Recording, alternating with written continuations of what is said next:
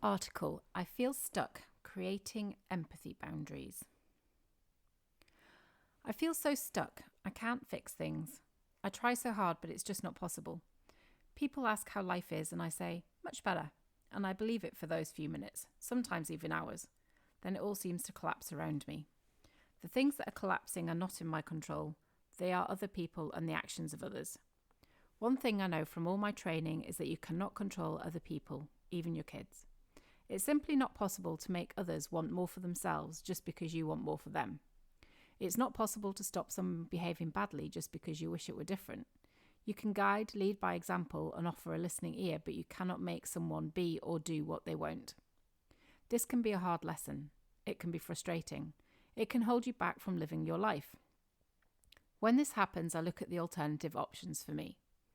Instead of feeling frustrated for someone else not doing anything, how can I use that as motivation for my life? Instead of feeling angry at the legal system that puts women in vulnerable positions, how do I create the security for myself? Instead of feeling hurt because you feel you've done everything you can but it's not enough because it's not about you, how do I step back and do less for others and more for me? When do things get better? This is often easier said than done. In the past, I would have spent days, weeks and months making myself ill over these things. Now they are fleeting. I get back to the space where things are getting better much more quickly.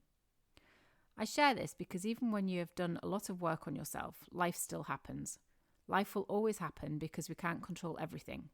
We can only control how we deal with it. It can be so easy to get stuck in the mud, wading through everyone else's mess. This is not what I want for anyone around me, so it's not what I want for myself either. This isn't about being selfish, it's about acknowledging how much worse things can get if you let others drag you down with them, whoever they are. I'm an empath. Empathy is something I find easy. I've been doing it my whole life, but empathy also needs boundaries. Do you put boundaries in for your own empathy? If you feel like you're doing everything and getting nothing in return, if you feel frustrated because no one is doing what you expect or would like, here's some questions to ponder. Are you in full empathy because you get something out of it too? How is being in empathy long-term helping the other person? How much empathy can you give without wiping yourself out in the process? How can you stay empathetic to yourself at the same time as others? Are you addicted to empathy? Empathetic drama. I used to love the drama of a good dose of empathy, feeling right in there with my friends and family through whatever trauma they were experiencing. I would climb in the hole with them trying to work out how to rescue us both, while the other person didn't really want rescuing. This is not healthy and it makes you stuck. I'm not talking lack of empathy. We know those people and they are hard to be around. I'm talking boundaried empathy, and that takes time to learn and practice. I remember getting very ill through things that had absolutely nothing to do with me at all because I felt so bad for the person. This is not helpful. This is just adding to the negative vibration. As I felt my own frustration and disappointment, I had to step away. Stepping away is hard, but when I look at the other options, they won't help long term. What do you need to step away from, or at least create some boundaries for?